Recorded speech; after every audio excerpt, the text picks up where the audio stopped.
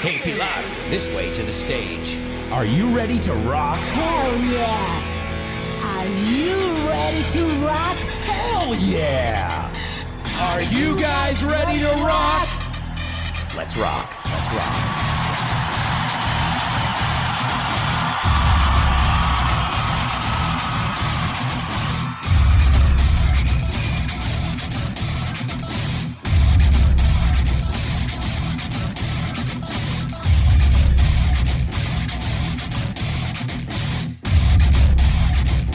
On the rocks with Pilar Rubio. All right, ladies and gentlemen, welcome to the second episode of On the Rocks. That's right. Well, since you guys enjoyed the first episode so much, we decided to keep doing episodes for you today. And with me, as always, to help me host this part of the show, and somebody who loves music possibly as much as I do, or maybe even more, please welcome Pilar. What's up, Pilar?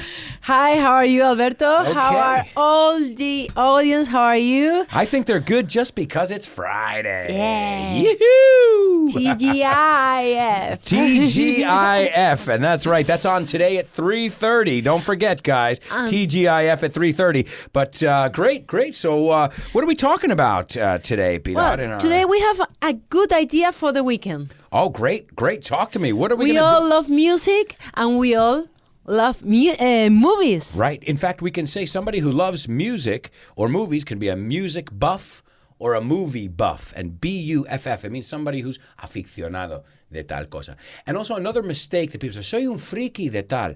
Remember, in English we say a geek más que a freak. Yeah. Because a freak is usually somebody who's very weird. Un bicho raro, or somebody who is very experimentative sexually. Or creepy. Creepy can be too. This guy's a freak. I look at who's a freak? The guy from Breathe the Pressure, Don't Play My Game, I'll Test. Prodigy.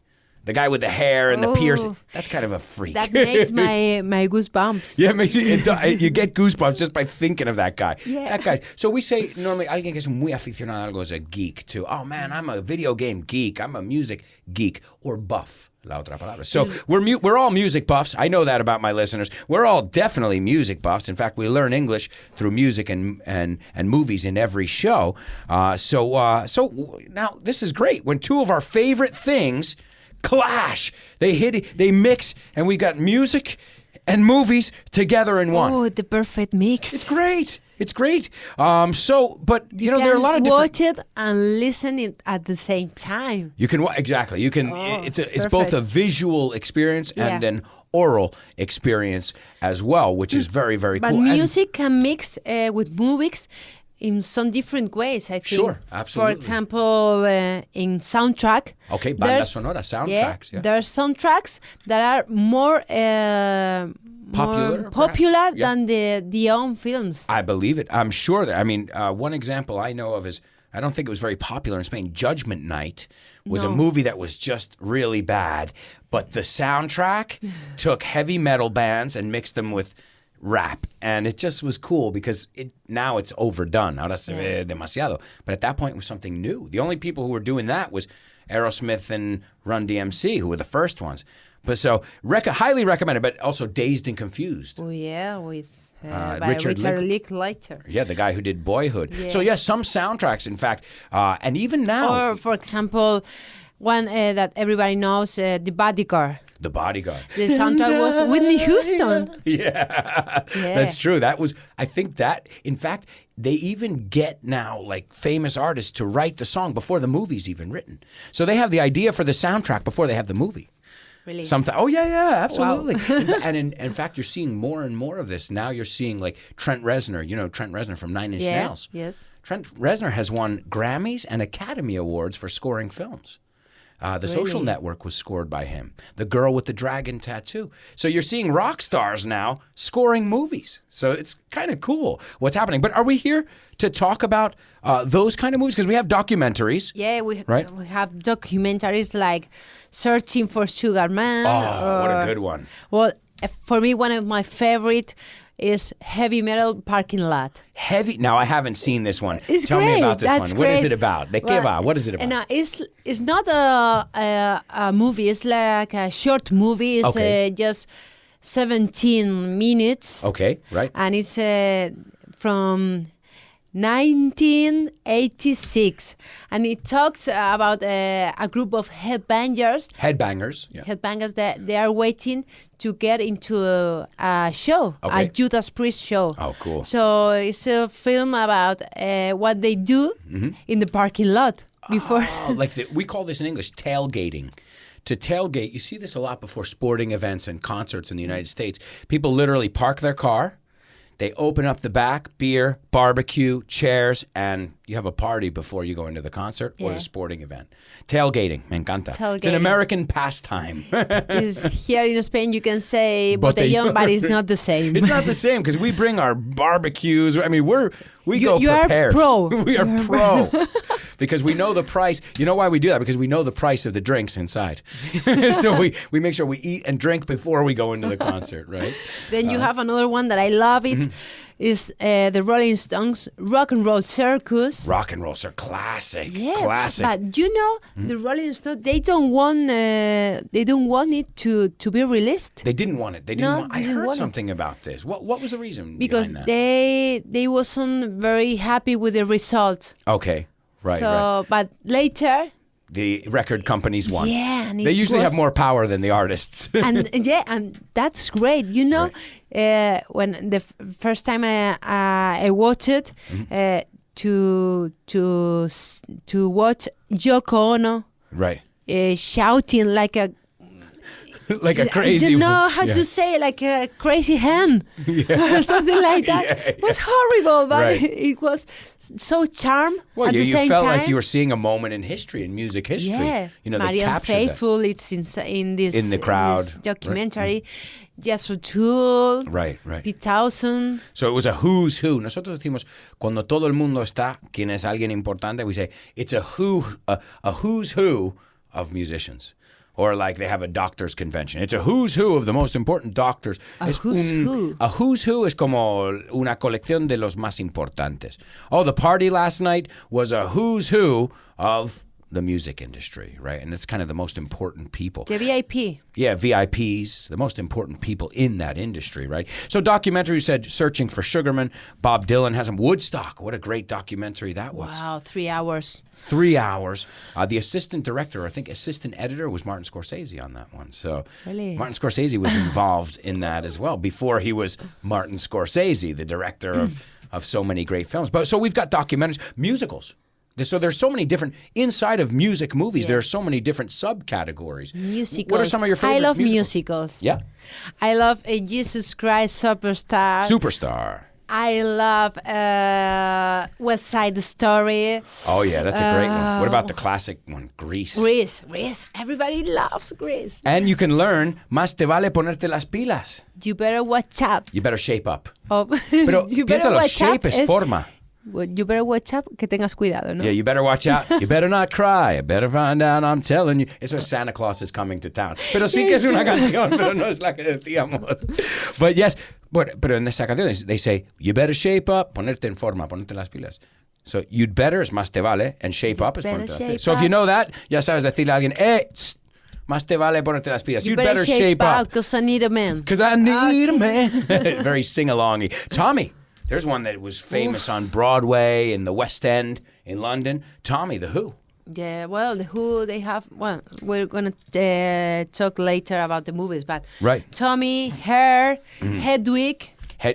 Sure. Oof, I love Hedwig. Sure. Hairspray. Hairspray. Or Hair was another one, too. Yeah. Not Hairspray and Hair. Hair, the song Aquarius. Sure. This is the dawning of the age of Aquarius. So this is where they were starting to mix these revolutionary ideas of music. I mean, and the good thing about the music and those musicals of that period is they had a message. Yeah. Like they were talking about freedom or liberation. They were talking about, Talking about freedom. Yesterday, I was in the theater. Okay. Watching Priscilla, Queen of the Desert. Right, sure. The musical. Oh, cool. It's in Madrid now. Excellent. Yeah, it's great. All right, so there you go. Yeah. There's a recommendation if you like music and you For like the theater. weekend. Excellent. And then you've got also, so we've got musicals, we've got mockumentaries. I love these. Now, now documentary we all know is documental, but a mock is burlarse de, reírse de. So a mockumentary is these fake documentaries that you see in fact, Modern Family, a lot of the TV shows that you see now are filmed in a mockumentary style, like the people talking to the camera like, well, my wife, blah, blah, blah, blah. So, but this started, one of the first ones was Spinal Tap. And it was one of the most important mockumentaries ever. Yeah, and it set the standard. And now this style in Hollywood is so popular. I have to confess that the first time I watched it, I thought it was real. So I said, how can it be like that? It worked. Funcionó. Yeah, it worked. Well, that's what they wanted to do. They wanted to create it. I'm so innocent. I'm so innocent. So yeah, mockumentaries, another popular style. Live DVDs, which we're going to talk about those in a future episode too, but live DVDs where you actually can see the band better than you can see them than if you go see them live. Yeah. Because I know there's a Muse one, Hula Baloo. They have cameras in the guitar, in the microphone. So you're never going to see that perspective from the audience. So that's kind of cool, to a whole nother way of mixing music and movies. And then movies starring bands. So such as Hard Day's Night, starring the Beatles, Elvis, who starred in many movies. Yeah, because they were great stars, superstars. So they had that star quality. And they have the fans phenomenon. Yeah. They want people want to see their bands everywhere. Any way they can, wherever they can. At the cinemas, playing the vinyl. Sure. Vinyl. Sure. So, yeah, no, this is really cool. So we have so many different types of movies that include music. But today we're going to talk about the last type. Movies starring bands or about bands in general. So not really documentaries or anything. So, all right, let's go through the list. Now, one of the most popular ones, and this was Oliver Stone, who's really, in my opinion, great director, did the movie The Doors with Val Kilmer. Now, what did you think of that movie? Did you like it? Some people loved it, and some of the members of The Doors say they can't watch it because it's not accurate. No es preciso. But why didn't the director ask the band about their opinion before release? Some feedback or something like that. Well, I imagine because in the end, if they don't like it, the movie's going to go out anyway because people have already invested. Warner Brothers or quien sea has already invested money in it. So they're, okay, you don't like it, doesn't matter. We've already spent time and money on producing it. Sometimes fiction, they increase the things. Oh, yeah. They make them, they exaggerate things a bit. Right, sure. But I think live, the regular life is even better than the cinema, so you don't have to do that. You don't have to make anything up. No. Absolutely. Well, that's one of the things. Now, what did you think of Val Kilmer as Jim Morrison? Did you think he did a good job? Was it convincing? He takes after him. Yeah. The same. Yeah, he does it perfectly. He takes after him. In fact, the way he auditioned for that part, I think un casting we say to audition. The way he auditioned for that part was he sent Oliver Stone a tape of him singing all the Doors songs. He recorded himself singing all the Doors songs. He sent it to Oliver Stone, and Oliver Stone said, "You're hired." So he knew that the movie was in pre-production. He knew that and he's like, "I'm going to do this role no matter what." He learned all the Doors songs. He sent them the tape. He goes, "I'm your man. Trust me." And he convinced Oliver Stone. Velvet Goldmine. Now, you're going to have to tell me about this one because I've heard of it, but I can't remember exactly too much. But I know it's huge. Yeah, Velvet Goldmine talks about the life of a glam rock star. Okay. Allegedly, is David Bowie, Ziggy Stardust. Okay. But they don't say they never say that. Yeah, right. The name. Right. But it. But if you pay it all makes sense that it has everything. Right. But and it talks about drugs and the life that a rock star this excessive. Right. Sure. So it's great. It's one of my favorite because of the in the soundtrack you can find glam rock from the 80s and the custom made. The costumes. The costumes and everything is great. It's got as we say, it's got a nice, well, you say it in Spanish too, a nice look and feel. Yeah. Right, the feel of it, yeah. It's one of the first Ewan McGregor films. Oh, okay. You remember he was the journalist in the movie. Yeah, because everybody knows him from Train Spotting, but he was before that. Okay. And the other one, the actor is called Jonathan Rhys-Meyers. Okay, I've heard of him too. I forget. From the Tudor. Now it's famous from the series. The series, right. Tudor. So the Velvet Goldmine, I'm going to have to see that one because I haven't seen that one in ages. Siglos. You know. Great. What about the Blues Brothers? Now, you guys call them something different here. Granujas, Todo Ritmo or something. Why do you change the movie titles? I think it's horrible. You guys change the movie. I think Dos everybody... Cachondos Locos. I don't know why you do it. Everybody can understand Blues Brothers. You don't have to change it. It's como Bad Boys. Dos Policías Rebeldes. Oh, Bad Boys no sirve? You know, why do we have to change them all? And it's hard to talk about movies. When I first moved to Spain, one of my favorite movies is Goodfellas, Uno de los Nuestros. You know, it took me like 6 months to find out the name. I didn't Google it, but I was like, El que tiene, the one with Robert De Niro and Joe Pesci. And they're like, that's 20 different movies. Yeah. The one by Martin Scorsese. Yeah, that's another 10 movies. So, but yeah, the Blues Brothers and this one too. I'm hooked on a feeling. Uga chak. So this one, another one where the soundtrack, aquí podemos aprender enganchado. I'm hooked on a feeling, right? Another one. This one's Twisted, Torfido. But I love it because I'm twisted. The Wall by the Doors. Pink Floyd. See, I told you I'm twisted. The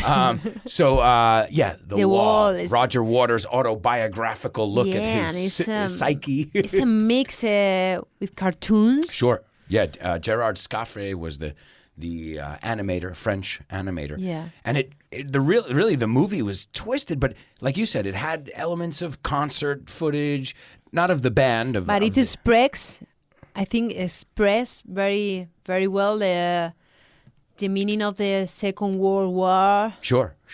It was they said because Roger Waters' father was a prisoner of war. Yeah. So a lot of it, his mother was overprotective, which the story is about.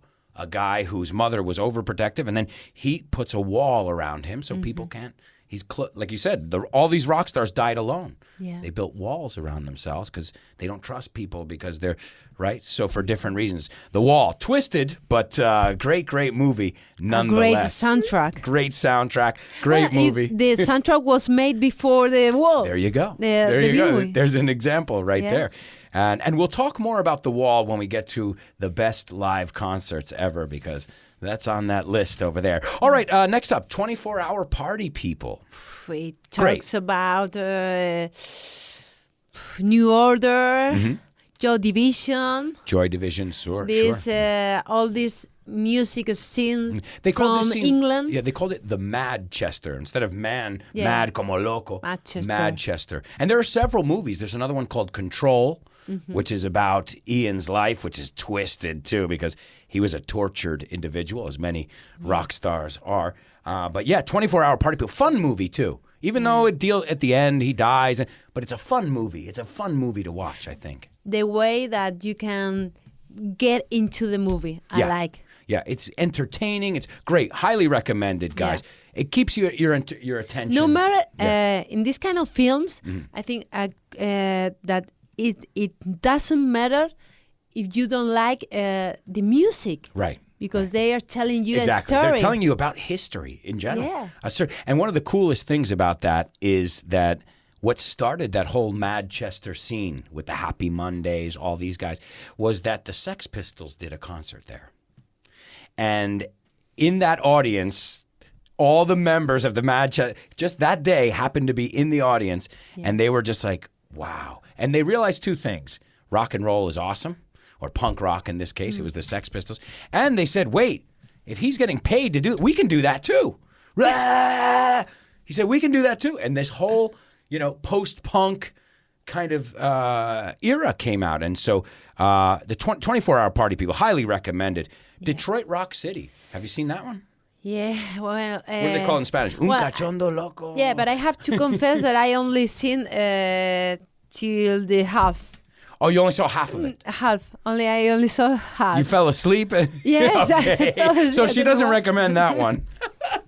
Well, there's a guy that he wants to go to a Kiss concert. Yeah. I think I do remember his mother. His mother is very religious. She's extremely religious. She's anti-Kiss, anti-rock and roll. She doesn't let him to go. She doesn't let him She doesn't let him go. She doesn't let him go, and he goes anyway. Yeah, sure, because and it's we see Kiss. What happens. And it's Kiss. And so Detroit Rock City, Quadrophenia, talking about The Who. Mm-hmm. Tommy, I love Tommy, but Quadrophenia, then again, is a part of the history. Sure, the history of music, which is the history of civilization. Social, as we said, the music that was in the 60s and 70s, and even now, it's kind of a commentary on the social situation as well. That's a way to understand the mods and the punk. Sure. The tribes. The different cliques. How do you say cliques? Yeah, grupitos. Aquí en España decimos tribus, ¿no? You could say that. It would be understood, but we would say cliques, como grupitos. Grupitos muy You have específicos. the clique of the mods and the cliques of the punk. And it explains what was happening at that time. Rockers, more than punk. Well, people who are anti-authority. Any authority figure, they didn't want to hear about it. Principles, okay, Almost Famous. Well, have you seen it? Yeah, I've seen it. Not your favorite. It's not my favorite. Not your favorite one. Purple Rain? Yeah. Talk about a great soundtrack. You can see there one of the biggest genius in the world, Prince. And I'm not a big fan of funky music or soul music, this kind of music, pop, but I have to. I realize that he's one of the best. Hats off to Prince, right? Le quitamos el sombrero a Prince. Have you ever seen? There's a video of, you can search for it on YouTube. Prince, best guitar solo ever, and he does "While My Guitar Gently Weeps." It'll blow your mind. It's amazing. And then, because you think of Prince as a singer, as a songwriter, but when you hear him as a guitarist, it blows your mind. He's an amazing guitarist. He plays 60 different instruments. Yeah. See, there you go, Prince. There's Prince for you. Can anybody beat him? No. Rocky Horror Picture Show. Michael Jackson Moonwalker, some that are worth mentioning as well. Favorite on the list, Pilar? Which one's your favorite? If you're going to recommend one for the listeners to go home and see this weekend, which one should they see? For me, Rocky Horror Picture Show and Velvet Goldmine. Rocky Horror Picture Show. Yeah, you can choose two. And sure. The Wall. Velvet I can. And it's hard to choose one. I'm going to go with 24-hour party people. Even though, like I said, it's just for me, even for people who don't like music, they're not big fans of music movies, I think they would still enjoy it just because the plot es la historia, ¿no? Cuando hablamos de una película, una obra de teatro, the plot is what happens, right? So I think the plot it's entertaining enough that anybody could keep up with it and enjoy it. So, yeah, but so many good, where do we begin? We only have 22 minutes to tell you about so many great. So explore on your own. There's so many, as we said, not just movies with artists, but movies about artists. Yeah. Movies, you've got so many different options, live DVDs, all this kind of stuff. So check it out, guys. And it just brings a whole nother element to the music when you see them as opposed to just hearing them, All right, well, we've got to get going. But I think I'm definitely going to spend the weekend checking out some new music movies because I love them. And, Pilar, I just want to thank you for being here again and hanging out with us for a little while. Thank you. We're going to be here for the next week. Yeah, next week. Now, what have we got in the pipeline? Now, in the pipeline is por venir, es una expresión. What have we got in the pipeline? Oh, this is going to be a fun one. Yeah, we're gonna talk about the hit wonders. One hit wonders. One hit wonders. Now, these are artists who are only famous for one song. So we're going to talk about estas maravillas de un temazo, si lo traducimos directamente, these one hit wonders. So we're going to take a look at that on our next show, next Friday, same time. And you know what? We've got to get going, folks, but we'll see you at 3:30 for TGIF. All right, folks? Well, we'll see you then. Bye-bye.